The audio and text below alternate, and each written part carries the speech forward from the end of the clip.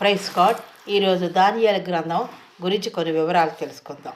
దానియేలు గ్రంథం అనేది బబులోను చెరలో ఉన్న దానియేలు ప్రవక్త జీవితంలోని సంఘటనలు తెలియజేస్తుంది. దీన్ని రచించిన వారు దానియేలు.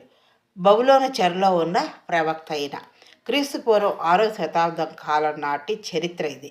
విగ్రహారాధనలో ఉన్న ప్రపంచానికి యెహోవా దేవుడని చూపించడం, కష్టాల్లో ఉన్న ప్రజలకు నిరీక్షణ ఇవ్వడం మరియు దేవుని శాశ్వతమైన రాజ్యాన్ని ప్రకటించడం ప్రధాన ఉద్దేశం. మొదటి 6 అధ్యాయాలు దానియేలు ప్రవక్త జీవితంలోని సంఘటనలు మరియు భవిష్యత్తు గురించి దేవుడు చూపించిన ప్రవచనాత్మక దర్శనాలు ఉన్నాయి.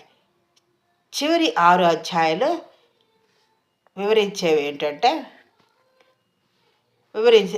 ఇది ప్రవచనాత్మక దర్శనాలు ఈ అధ్యాయాలు వివరిస్తాయన్నమాట.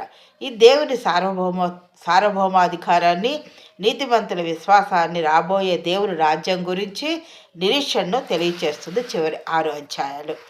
ఇది చెరలో ఉన్న యూదులకు మరియు తర్వాత తరాలకు ధైర్యాన్నిస్తుంది. దీని పేరుకు దేవుడు న్యాయం తీరుస్తాడని అర్థం.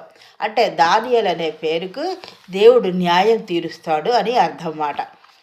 బబులోనులో దానియేలు, అతని స్నేహితులు అననీయ, మిషాయేలు, అజర్యా ఎదుర్కొన్న సవాళ్ళు, వాళ్ళు ఏమేమి సవాళ్ళు ఎదుర్కొన్నారో అవి మరియు వారి విశ్వాసం గురించి 1-6 అధ్యాయాలు వివరిస్తాయి. నెబుకద్నెజరు కళ, అగ్నిగుండంలో రక్షణ, బెల్షర్ విందులో దేవుని తీర్పు, సింహాల గుహలో దానియేలు మొదలగునవి ఈ 6 అధ్యాయాల్లో ఉంటాయి.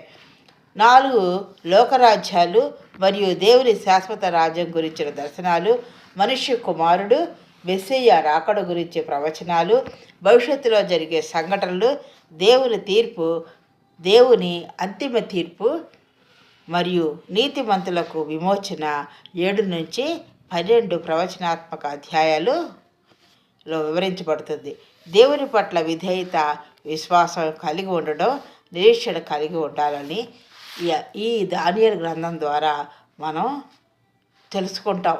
దేవుని పట్ల విధేయతతో ఉంటే ఆయన ఎన్నో ఆశ్చర్యకార్యాలు చేసి మరి దానియేలు వాళ్ళని అగ్నిగుండంలో నుంచి రక్షించాడు, మరి సింహాల బోన్లో నుంచి రక్షించాడు. వాళ్ళ యొక్క విధేయత ద్వారా వాళ్ళని ఎంతగానో హెచ్చించాడు. మొదటి అధ్యాయంలో ఆ దర్శనాలు చివరి అధ్యాయంలో 6వ అధ్యాయం వివరిస్తుంది అని చూసుకున్నాము. ఈ దేవుని సార్వభౌమాధికారాన్ని, నీతిమంతుల విశ్వాసాన్ని,